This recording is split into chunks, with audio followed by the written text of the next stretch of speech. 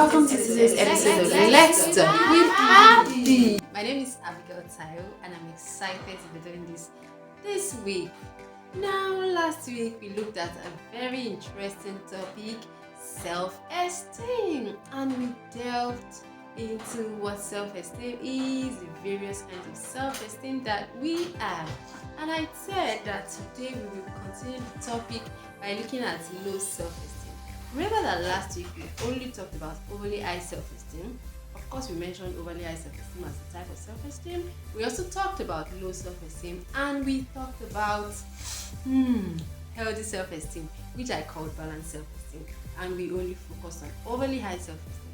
So this week, I promised that we're going to be talking about the low self-esteem.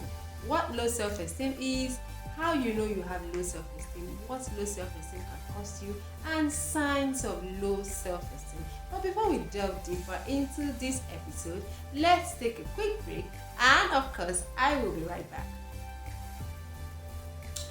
Alright, welcome back to this episode of Let's Talk with Abby. Once again, my name is Abigail Taiwo, and we're looking at low self-esteem.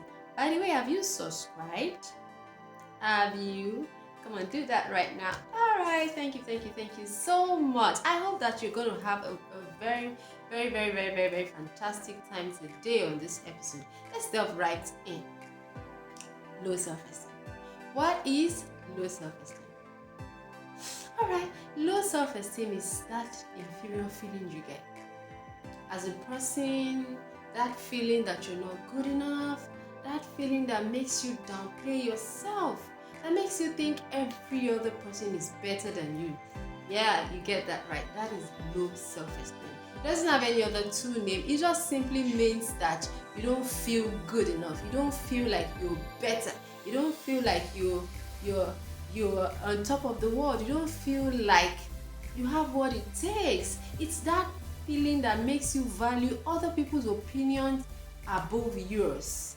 It's that feeling where you get to find it difficult to accept compliments from people. I mean, they tell you, oh, I love your hair, it's so beautiful. Can you imagine the hairdresser made mistake? It's not fine, right? That kind of feeling is a feeling of low self-esteem. That is what low self-esteem is. You are afraid of failure. You think that when you fail, you are a complete failure and that is the end of the world. That is low self-esteem. You believe that you always have to win before you can get the approval of others. I don't know if there's somebody that has noticed all of that anymore, how in a person, then that person is dealing with low self-esteem. Do you know that the interesting part about people with low self-esteem is that they are amazing people. They excel at everything they do. You see them, they're the ones representing their school for competitions and this and that. They do that because they always want to stay relevant. And meanwhile, they are dying of low self-esteem.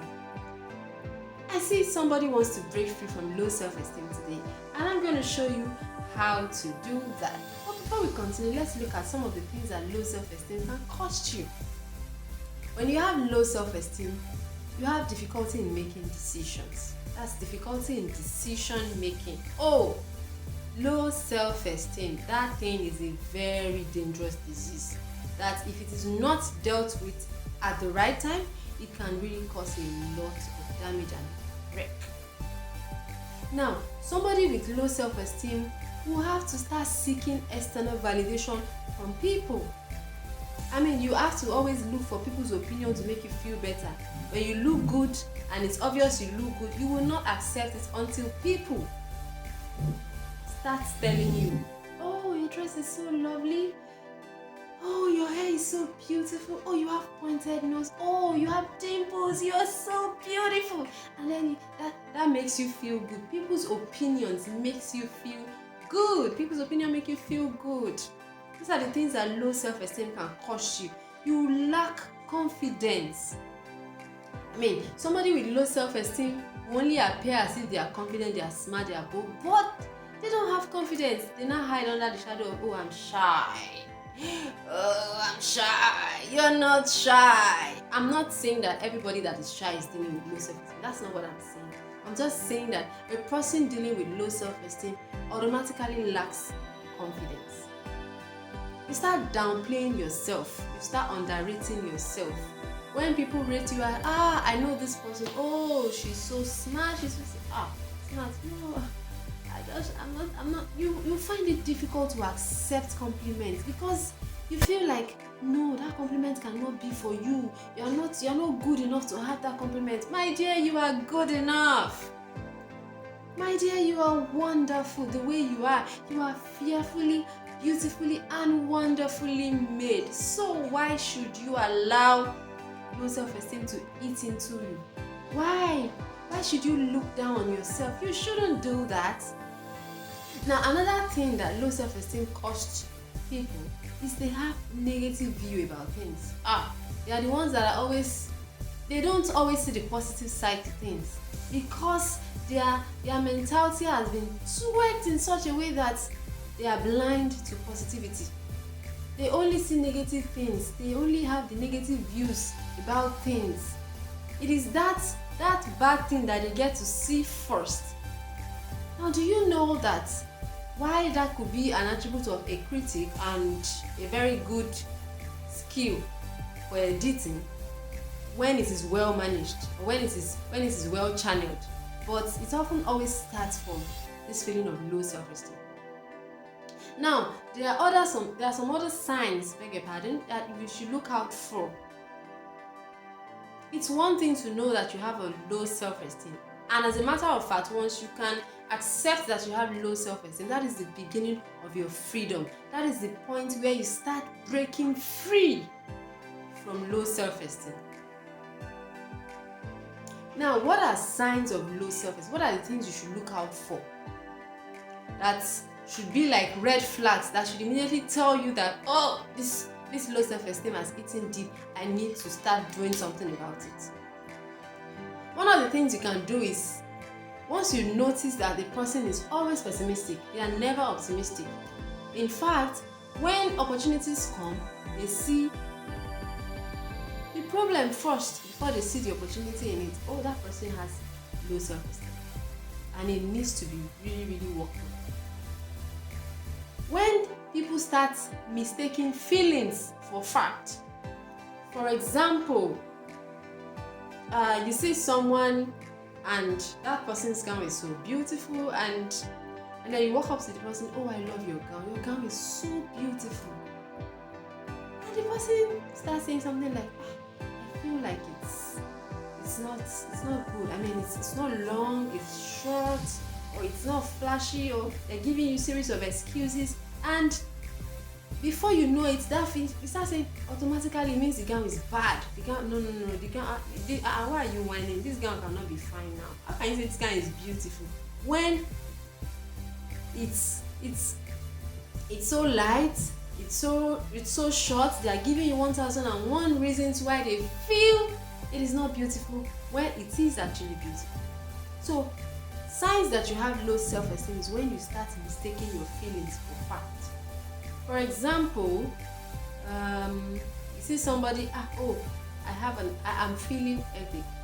Oh, automatically, when I start feeling headache like that, it means that I have malaria.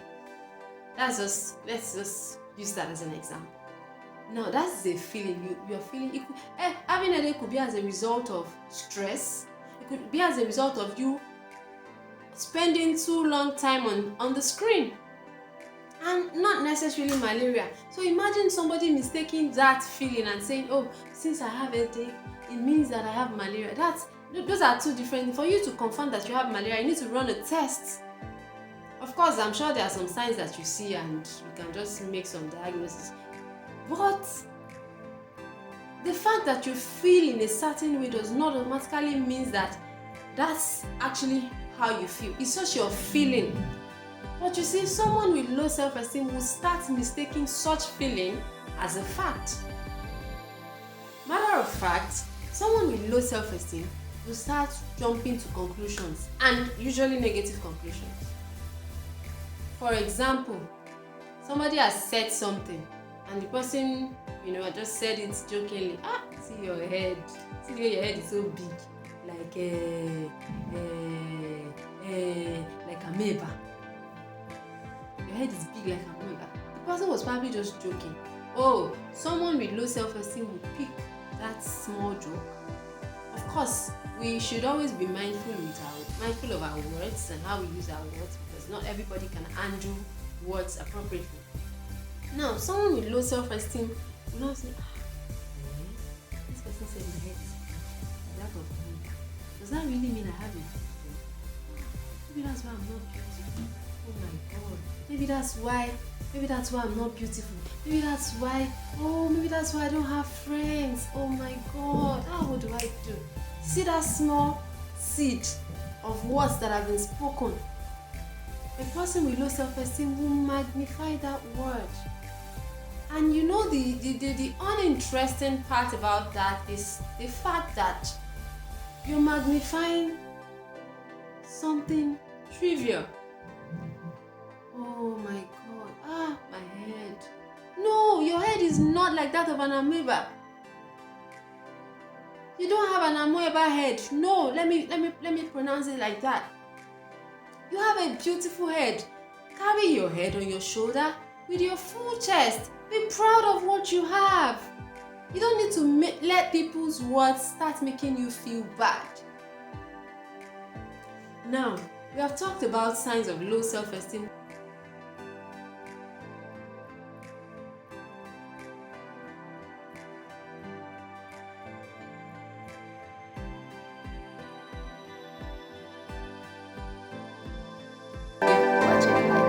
See you next time.